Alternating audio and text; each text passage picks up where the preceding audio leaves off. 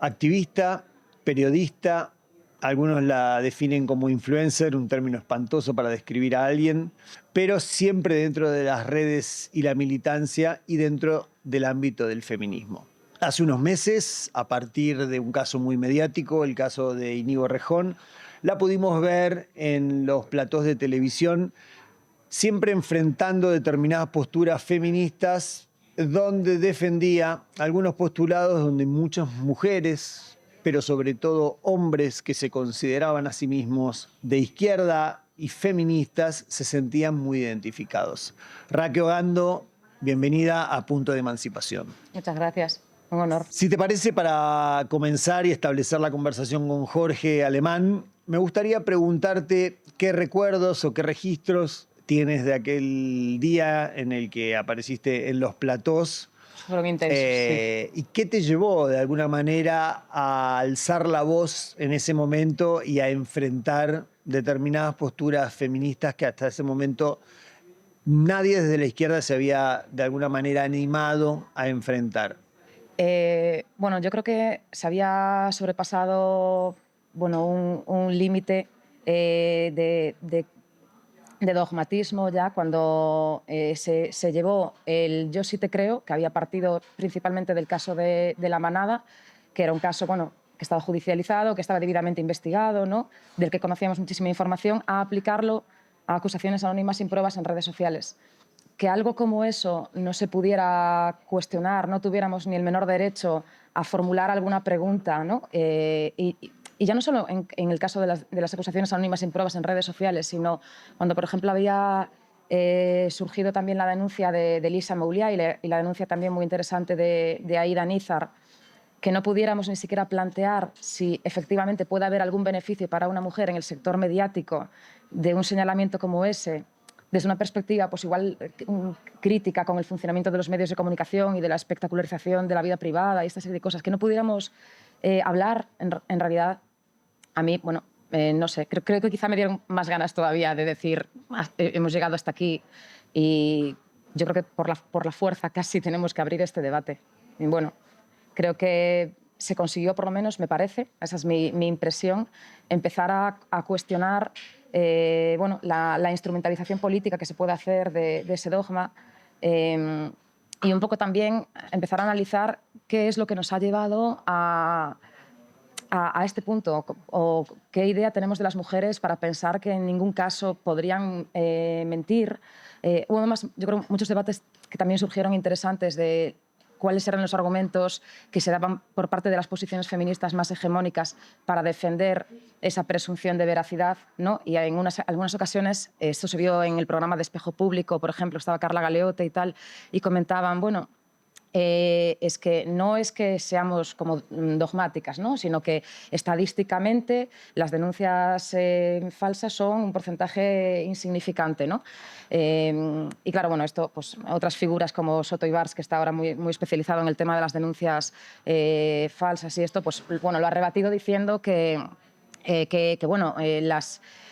las sentencias condenatorias por denuncia falsa no equivalen al porcentaje total de denuncias falsas, ¿no? Pero incluso en ese caso, aunque hubiera un porcentaje algo mayor de denuncias falsas que las sentencias condenatorias, estamos hablando de que ni siquiera es extrapolable. Es decir, no podemos extraer la conclusión a partir de esa cantidad de denuncias falsas de que en lo social eso equivale a la frecuencia con la que las mujeres mienten. Quiero decir, en lo judicial, pienso, ¿no? Es decir, hay un factor disuasorio para denunciar falsamente, que es que tú de alguna manera vas a ser investigado. Entonces, al saber que tú tienes que probar o que tienes que ofrecer un relato coherente, un relato consistente, que te vas a tener que enfrentar a responder a preguntas de distintas agentes, ¿no? Y tal, pues eso igual ya puede disuadir a algunas mujeres que quizá estarían dispuestas a mentir de no hacerlo. Pero en cambio, las acusaciones en redes sociales, no solo anónimas, pero sobre todo anónimas, cuando tú sabes que no te vas a enfrentar a ningún tipo de filtro, que no vas a tener que presentar nada, nada, entonces yo creo que no podemos extrapolar ese porcentaje y decir la frecuencia con la que las mujeres mienten coincide con el porcentaje de sentencias condenatorias por denuncia falsa o denuncia falsa, ¿no? Entonces, no sé, a mí me parece bueno, que hay mucho que debatir respecto a eso. Y sobre lo que decías de que hay muchos hombres que se identifican como de izquierdas y feministas que han sentido quizá alivio al ver, o en mi caso, ¿no? Que, oye, esto que estamos pensando y comentando entre nosotros, pero no nos atrevemos a decirlo porque igual somos acusados de machistas, como por fin vemos que hay una mujer que parece que está planteando esto y nos sentimos como que tenemos un cierto escudo ahí delante, ¿no? Porque no sienten que no pueden decirlo en primera persona, por muy legítimo y razonable que sea este argumento. Entonces, bueno. Iba a hacerte referencia a un momento de tu conversación con el amigo Carlos Fernández Liria, donde tú dices así al pasar algo que me parece muy importante, que tal vez la hermandad no la siente solamente con las mujeres, sino también con la condición de clase. Y entonces esto me motivó dos cuestiones que te quiero transmitir.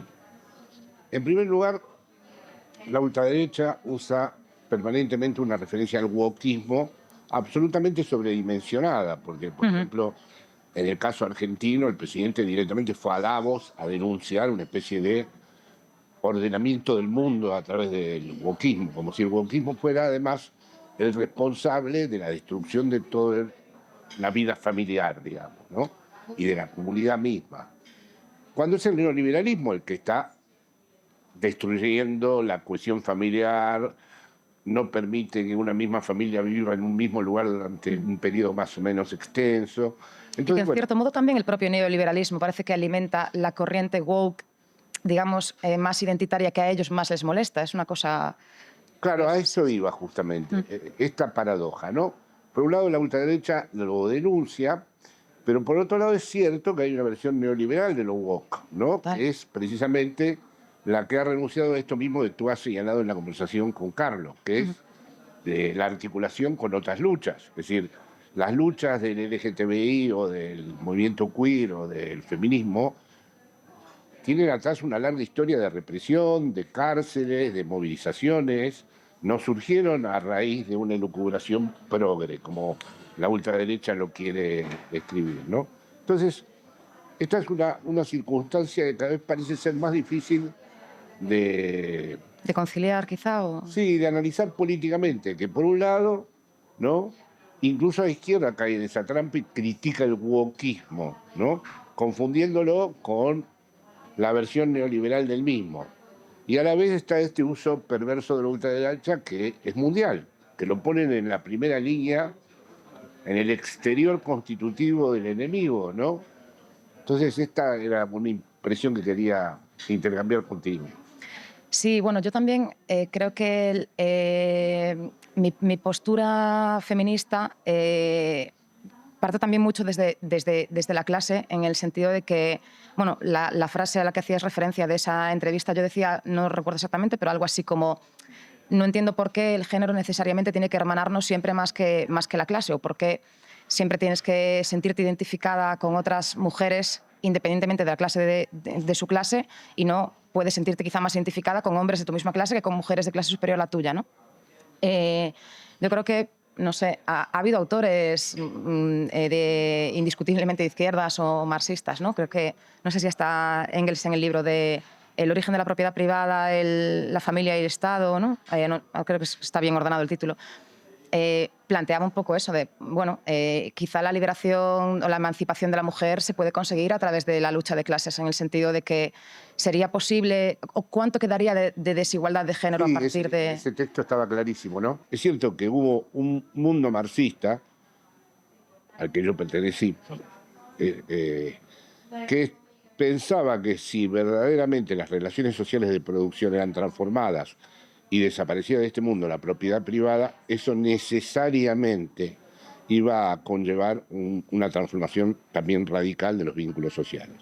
Claro, desde un punto de vista freudiano tengo que decir, el mismo Freud, el malestar en la cultura, cuando se refiere, es el año 30, la revolución bolchevique, dice: no dudo que económicamente la igualdad traiga muchos beneficios.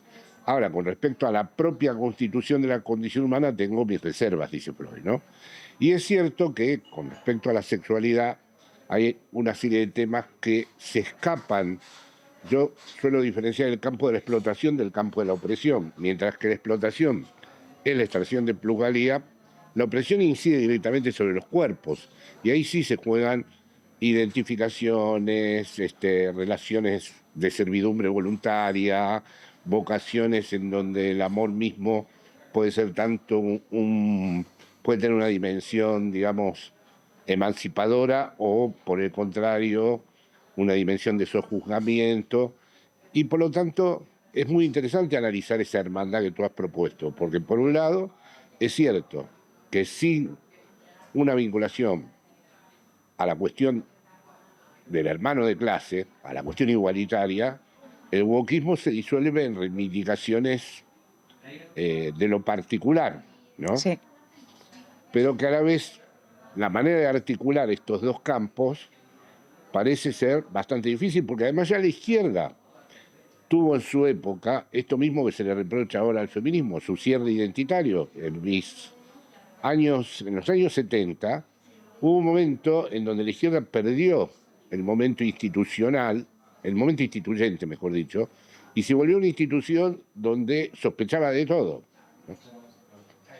Sí, bueno, yo creo que también, o por lo menos yo atribuyo buena parte de este auge identitario y muy neoliberal quizá en, no sé, la corriente woke de la izquierda, a, a las redes sociales, la irrupción de las redes sociales, el uso que se hace de las redes sociales y de la hipermediatización de todo, ¿no? A cómo también hemos pasado de un eslogan, ¿no? Que era pues quizá lo personal es político, a lo privado es público, lo íntimo es espectáculo, lo privado es comercial casi ya, es como... Claro. Es muy difícil, claro, hacer esa distinción. Entonces, ahora mismo, ¿cómo diferencias que incluso a alguien que se pueda considerar activista en redes sociales con casi como un creador de entretenimiento,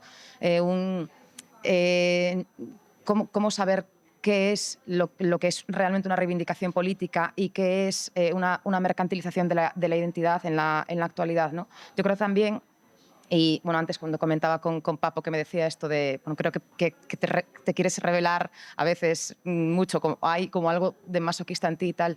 Creo que en las redes sociales se crea, por supuesto, esta necesidad casi de que la gente se constituya, en cierto modo, una marca, intentar distinguirse del resto, crear comunidades de audiencia, ¿no? No sé cuánto ha podido reforzar eso el interiorismo en la izquierda, yo creo que sí. Hace poco hablaba de cómo en las redes sociales ha pasado, yo creo, en un primer momento a esperarse o exigirse perfección de las personas, ¿no? Y la gente que utilizase eso de una manera escaparatista para mostrar lo mejor aparentemente de sí mismas, a intentar mostrar como algo que el resto no muestran, pero casi en un sentido competitivo, ¿no? Si no voy a ofrecer algo que el resto no. Un poco casi como ocurre pues, a veces en las alfombras rojas, de parece como que se ha recurrido casi a la desnudez, un poco como algo llamativo que va a traer público, tal. Pues un sentido de desnudez, pero en un sentido emocional, ¿no? Como ahora se valora, yo comentaba recientemente también en un debate, que se valora la autenticidad más que la perfección en redes sociales. Se valora que tú seas auténtico, que tú seas transparente. Y de hecho existe ahora, yo creo, como una tendencia a liberarte de todos los complejos que tengas en redes sociales y, bueno, y en la vida en general. Complejos no solo en un sentido físico, tipo, si eres gordo o gorda, pues enorgullécete de ello o no tienes por qué ocultarlo, pero también en un sentido intelectual, por ejemplo, no tienes nada de qué avergonzarte de tu consumo cultural, ¿no? Ahora parece que no se quiere hablar de alta y baja cultura, sino si tú consumes pues reggaetón, lifestyle... ¿Tú qué piensas de eso? De que no se distingue la alta y baja cultura, de que Sí, eso... de este movimiento de desinhibición. Sí, a mí me parece problemático esto de querer perder todos esos complejos, perder el complejo político, porque de hecho ese orgullo de somos políticamente incorrectos, a mí me parece que tiene un hilo conductor también con incluso el movimiento body positive, de reivindicar los cuerpos supuestamente imperfectos o diversos o tal, ¿no? Es como me parece que hay Ese sería aspecto interesante. Sí, claro. Pero no la tener... desinhibición intelectual, por ejemplo, un alumno te dice, todo, sí. En esto estoy en desacuerdo con Marx. Y no, digo, bueno, dale una oportunidad primero a Marx. Totalmente, sí.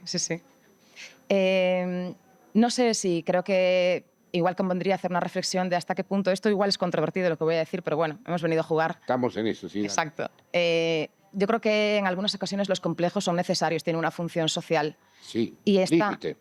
claro, es decir, de marcar unos límites, de intentar buscar unos consensos. Y la vergüenza de por sí es negativa, es decir, tenemos que desprendernos por completo de la vergüenza. ¿No?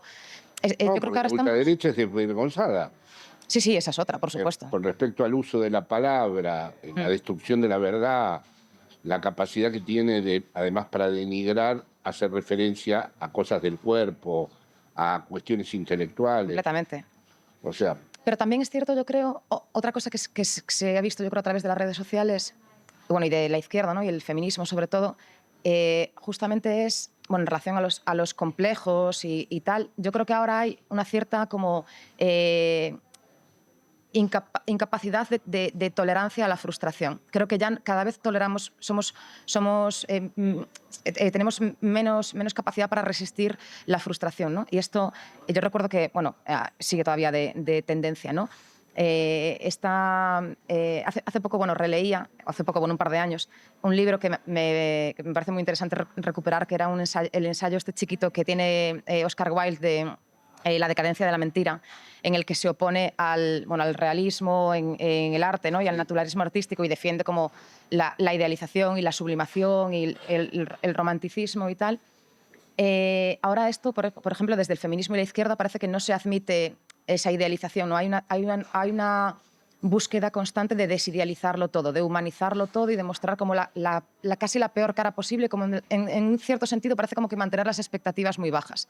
Yo recuerdo una tendencia que había habido en redes y que de vez en cuando todavía se reactiva, parece, que fue, bueno, sobre todo desde posiciones como parece más feministas, en los últimos años de, por ejemplo, coger a las princesas Disney, ¿no? O mujeres como se supone como ideales o las aspiraciones infantiles que teníamos de niñas, y retratarlas de una manera bueno, que podemos considerar como negativa, ¿no? Pues yo qué sé,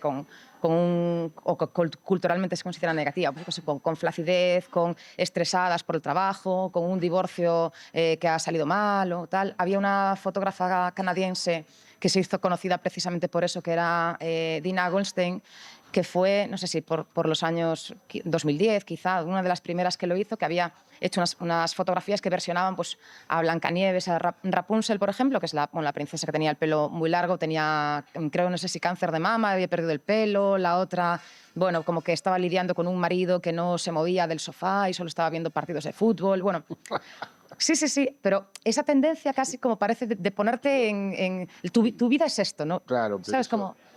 es muy interesante, ¿no? Yo, ya en los 70, se hizo muy famoso un libro contra el Pato Donald, ¿no? ¿Contra el Pato Donald? Sí. Ostras. Y el mundo Disney, como un mundo imperialista, de ideología de clase, el tío millonario, bueno. Hoy los niños, me consta porque tengo nietos, leen cosas de monstruos. ¿De monstruos? De monstruos, sí. Sí. O sea, uno abre una historieta y yo mismo me asusto de los dibujos. Son todos monstruosos. Entonces, al final, esto que tú estás describiendo, el proceso de desidealización, Totalmente. ha llevado a la idea de una hiperidealización. Porque ahora son todos monstruos ultrapoderosos. También. Al menos aquellos no tenían superpoderes. Ahora, no hay ningún ser que aparezca dibujado en un cómics que no disponga de todas las capacidades de aniquilación que te puedas imaginar. Eso es Y interesantísimo. esto es lo que leen los niños. Sí, es muy interesante además que parece como desde... bueno, esto me recuerda a esa frase que se dice lo de el hombre es el peor enemigo del hombre o algo así, ¿no? Como parece que a veces hay como esa idea de la omnipotencia masculina que en cierto modo es... por un lado queremos retratar a los hombres como algo más amable o más solidario o más tal, pero al mismo tiempo parece como que están en constante desafío, entonces la otra cara siempre es como otra figura más masculina, pero como muy criminal y no sé. Creo también que hay dos corrientes que enfrentadas que ven en paralelo. Por un lado está, como yo creo, la izquierda y sobre todo el feminismo, con este empeño de desidealizarlo todo y desromantizarlo todo. A mí ahí por eso me gustaba mucho también esta idea de Oscar Wilde que decía es la vida lo que tiene que imitar el arte y no el arte lo que tiene que imitar la vida. Y luego está por el otro lado la derecha, que es lo que dices tú también, que está como, aparte de en esa línea del emprendimiento y de creer que todo es posible, los relatos de la omnipotencia y de todo es como muy majestuoso, e incluso los tecnólogos, ¿no? Ahora tipo Elon Musk y Mark Zuckerberg y Trump, ves como esa autocaracterización como si fueran superhéroes de acción o sacados casi de cómic, ¿no? Sí, sí. Bueno, la Argentina tiene un ejemplo atroz, ¿no? En el año 74 se hace la matanza de Texas, que es con una motosierra. Esa motosierra atravesó todas las películas gore y de vísceras. En general, además, era un instrumento de tortura hacia las mujeres. Porque casi todos estos asesinos con esa motosierra atacaban mujeres. Eso lo desconocía. Y Curioso. hay un tipo que ha llegado a ser presidente con ese instrumento en la mano y además se lo regaló a Elon Musk, que lo expuso universalmente, digamos, ¿no? Sí, sí, sí. Es que yo creo que eso está todo en la línea, ¿no? Lo de no tener complejos de ningún tipo, ni físicos, ni intelectuales, ni culturales, ni políticos, y exhibirlo así, como esta rebeldía casi constante. Yo tengo la impresión de que esto está mucho más unido de lo que pensamos a la dinámica que hay una necesidad de rebelarte casi contra la presión que se genera sobre uno mismo en ser consciente de que estás todo el rato siendo visto, todo el rato siendo juzgado, como que te quieres liberar de eso. Eso es de librarse, las redes. Perdón que te interrumpa. Te hago una pregunta concreta que siempre sale en discusiones con amigas y amigos. El Tinder. ¿El Tinder? Sí, el Tinder. Es indudable que una persona en el Tinder se promociona y se describe a sí mismo como para, en fin, supongo que para participar de la lógica del intercambio y estar presente en esa especie de mercado, para decirlo de algún modo, ¿no? ¿Esto tiene que entrar en contradicción con una práctica militante feminista o tenemos que tener la apertura para entender que ese es hoy en día el modo que tienen muchas personas de encontrarse? A mí, hombre, me preocupa en realidad. Justo, además, ayer hablaba con un amigo de que, bueno, lo mismo, Mark Zuckerberg había anunciado que próximamente va a sacar un producto que llama Amix IA, que son bueno, unos chatbots que van a funcionar como tus amigos, que te van a proporcionar apoyo, comprensión y tal. Y lo anunciaba como... Bueno, son chats de inteligencia artificial para que tú hagas terapia con ellos, hables con ellos, como algo que tenía todo lo bueno de los vínculos afectivos humanos, pero sin los problemas que tienen los vínculos afectivos humanos.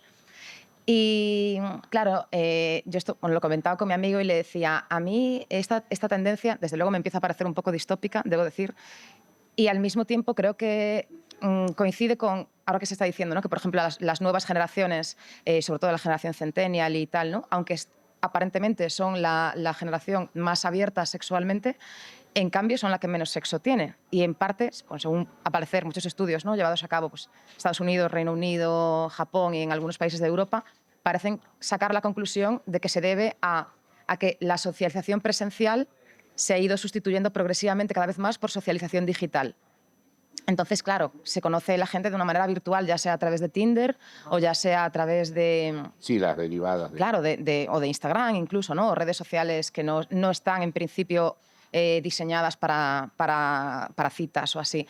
O sea, a mí me parece problemático. No sé, o sea, yo utilicé en su momento Tinder, lo probé, por supuesto, me parecía algo exótico y curioso lo de... bueno, cómo relacionarse. ¿Hubo suerte? ¿Hubo suerte o no? No hubo suerte. De hecho, luego me pasé a Bumble, que en realidad me dijeron que Bumble... Es más ilustrado, ¿no? Dicen que sí, ¿no? Como que hace bueno, que no tiene un público quizá tan mainstream o tan común, o bueno, que quizá hay perfiles más atípicos ahí. Debo decir, por cierto, además es una cosa curiosa, que una cosa que no me gustaba nada de Bumble, y me parece que también coincide mucho con esta línea feminista que se lleva últimamente, es que, bueno, Bumble se había promocionado mucho como era una aplicación hecha por mujeres para mujeres, ¿no? Porque de hecho la CEO de Bumble salió de Tinder, en realidad. Y curiosamente, Bumble hace pocos años había sacado un modo amigos en el cual tú solo podías hacer amigos con personas de tu mismo sexo. Y lo habían expuesto, lo habían presentado como una forma de prevenir situaciones de acoso sexual. O sea, estaban abiertamente defendiendo la segregación sexual. Si tú quieres utilizar el modo amigos, solo puedes relacionarte con mujeres. bueno, si eres mujer y si eres hombre, hombre, e incluso si tenían la opción de género no binario, esto ya me parecía como el colmo del disparate, no lo del género no binario, sino que si tú utilizabas con una identidad no binaria el modo amigos de Bumble, solo podías establecer amistad, bueno, contacto, chat, con personas también identificadas como no binarias. Bueno, se había creado ahí una segregación, yo creo, absurda, que ya ni siquiera se había perdido el sentido de la amistad. Pero por eso yo creo también que hay como esta tendencia a la hiperpersonalización, a todo que esté entornos cada vez más seguros, más planificados, más preventivos, ¿no? Entonces, a mí no me gusta tanto quizá eso es algo que también ofrece Tinder, ¿no? El tema de que tú, antes de conocer a alguien, lo puedas seleccionar previamente. Tú, tradicionalmente, cuando conocías a un tío, pues, era partiendo de absoluto cero. Y luego una cosa que además yo creo que era también interesante era que la conversación se generaba de una manera muy orgánica, pues a partir de cosas del entorno que estaban teniendo lugar en ese momento. Pues ya fuera en un bar, pues comentamos pues, la música que está sonando, pero en Tinder o en estas aplicaciones tú partes de la tabula rasa, o sea, partes de una pantalla en blanco entre tú y yo y se crea, yo creo a veces, por lo menos mi breve experiencia en Tinder fue un poco esa, de que se crean una forma muy repetitiva de iniciar conversaciones, porque claro, no hay estímulos ahí alrededor, como si conoces a alguien en un bar o conoces a alguien en cualquier evento público, ¿no? No hay nada de lo que hablar y no hay una forma casual de ir generando conversación. Es al final un poco un protocolo, una plantilla casi que se repite. No sé, me parece que al final es un proceso como muy mecánico. Lo que me ha llamado la atención que te quiero comentar es lo de la inteligencia artificial. El otro día, en un seminario que doy, un grupo de alumnos entró en inteligencia artificial, el aspecto de coach y de autoayuda que tienen, porque le preguntaron a la inteligencia artificial, tengo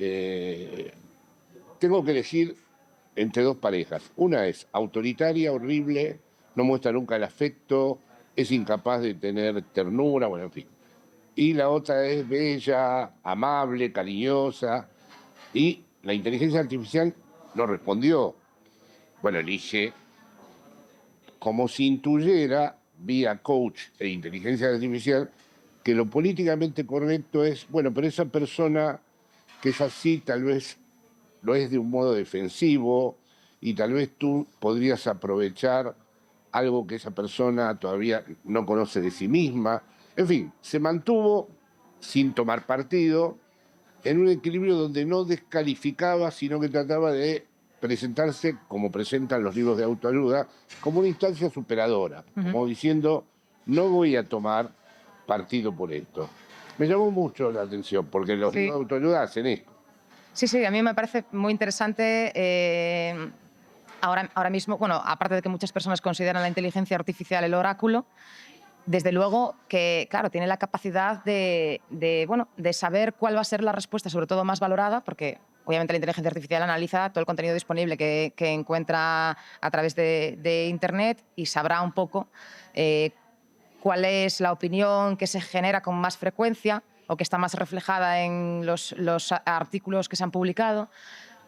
Bueno, no sé, sí, es una idea de intentar complacer al... En mi generación todavía existía el I Ching, que uno a través de un sorteo buscaba en un libro chino lo que te tocaba y hablaba de tu destino, pero...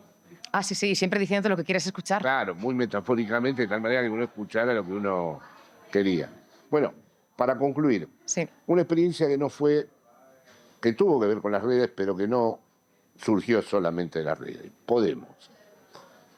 ¿Ha sido exclusivamente una experiencia fallida o dado de que la izquierda necesita todo el tiempo reinventarse y exige todo el tiempo un compromiso militante con revisar sus conceptos, hay que también pensar a Podemos? Sí, bueno, no sé, yo creo que a mí me parece que Podemos ha tenido una deriva muy problemática. Yo sí creo que desde luego ha contribuido a la derechización de muchos hombres, esto lo creo firmemente. ¿A la, perdón? A la derechización de muchos hombres, esta deriva, bueno, este tipo de feminismo que ha tomado como su marca personal, porque al final Podemos ha construido toda su marca en torno a eso, finalmente, ¿no? En el color morado, el lenguaje inclusivo, poner a todo mujeres, ¿no? en su escaparate. O sea, a mí eso me parece que fue un error intentar capitalizar el feminismo de esa manera. Pero originalmente, toda la crítica que hizo Podemos al bipartidismo, a la corrupción política y tal, eso creo que sí que ha dejado un pozo importante. Y que retornar a un tiempo tan bipartidista como había por aquel entonces, yo creo que ya no va a ser posible. O sea, creo No, que no eso va a sí ser. que ha... No va a haber condiciones para eso. Claro, sí. Yo creo que ahora, bueno, ha cambiado mucho la Pero situación, puede volver a pero- existir un proyecto de izquierda que, digamos, no sea un proyecto de izquierda del establishment, del statu quo, sino que todavía mantenga cierta raíz emancipatoria. Pues no lo sé. Desde luego yo creo que si ahora se organiza algún proyecto, bueno, que tenga aspiraciones de institucionales y bueno, de constituirse como un partido, bueno, tiene que ser algo que apele obviamente a la mayoría, a la mayoría y a lo que hay en común y no aquello que no a explotar las diferencias. Yo, una crítica que hacía mucho también a Podemos, bueno, Podemos y desgraciadamente también Sumar un poco ha replicado eso, es que al final la izquierda parecía que se había vuelto como que había algo de pleonasmo, ¿no? de redundancia en siempre tener que decir somos la izquierda ecologista, feminista, antirracista, no sé qué, como tener que nombrar un montón de cosas que se supone que ya tendrían que estar incluidas en la izquierda, pero en Claro. cierto modo hay como una necesidad de estar constantemente reconociendo las identidades que bueno, se suponen minoritarias o se suponen invisibilizadas, ¿no? Entonces, bueno, no lo sé. A mí me gustaría, desde luego, mi idea personal sería recuperar, creo que estamos tendiendo quizá tímidamente hacia ahí, el discurso de clase que ahora cada vez más está capitalizando la derecha. A mí me pareció muy esperanzador también cuando empezó a surgir las grandes manifestaciones por la vivienda aquí, bueno, partiendo sobre todo de Madrid, Sí, exactamente. el sindicato de inquilinas de Madrid. Me pareció que era una forma, mucha gente creo que se ha ilusionado con que pudiera surgir algún proyecto político a partir de ahí, como ocurrió con el 15M. No sé yo si va a ser el caso, pero desde luego sí que, bueno, pensar desde la vivienda y recuperar un poco también, por lo menos que prestar atención a las desigualdades materiales, que yo creo que muchas desigualdades, muchas opresiones también se parten de esas desigualdades. Estaba bien. A mí había una serie, bueno, esto es que me parece interesantísimo, había hablado de ella cuando yo escribía en la revista Pícara Magazine, que era la serie de Verónica Mars. Verónica Mars es una serie que bueno, se había creado antes del movimiento Me Too, la creó un hombre, que ahora mismo no recuerdo cómo era el nombre del director y el creador, una serie en la que tenía muchísima presencia la violencia sexual. Verónica Mars es una joven detective que investiga... ¿Conoces la serie? Sí, sí. Sí. Bueno, tenía mucha presencia la violencia sexual. Ella resolvía muchos casos que estaban relacionados de una forma con episodios machistas y tal. Algo que me parece muy interesante de esa serie, que refleja mucho, yo creo, la época en la que estamos, es que hubo un momento en que, bueno, se habían hecho creo que 3 temporadas y hubo un parón de, no sé si 12 años hasta la última temporada. Y así como en las 3 primeras temporadas tenía muchísima presencia la cuestión sexual, y de la lucha feminista y tal. Tanto es así que, de hecho, se ha llegado a decir, ¿no?, que es una serie que anticipó el movimiento Me Too y anticipó muchos movimientos estudiantiles en universidades contra el acoso y tal. Pasados 12 años, lo que ves en la última temporada de Verónica Mars es... empieza a hacer referencia a la gentrificación, a las crisis inmobiliarias, a la subida de los alquileres. O sea, es algo que está... casi pasa a estar en un plano más secundario la cuestión sexual Sí. y empieza a cobrar importancia toda esta crisis no solo de la vivienda, sino también de cómo afecta a los locales comerciales, ¿no?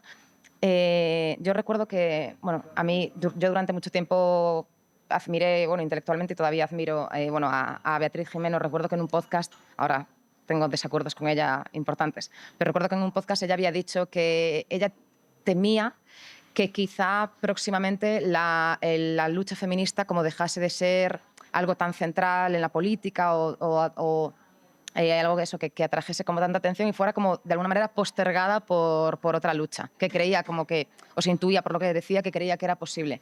Yo creo que sí que estamos un poco caminando hacia eso. Creo que también, a pesar de que, o sea, por supuesto sigue siendo necesario luchar por la igualdad de género, ¿no? Y hay avances todavía que se pueden hacer, por supuesto.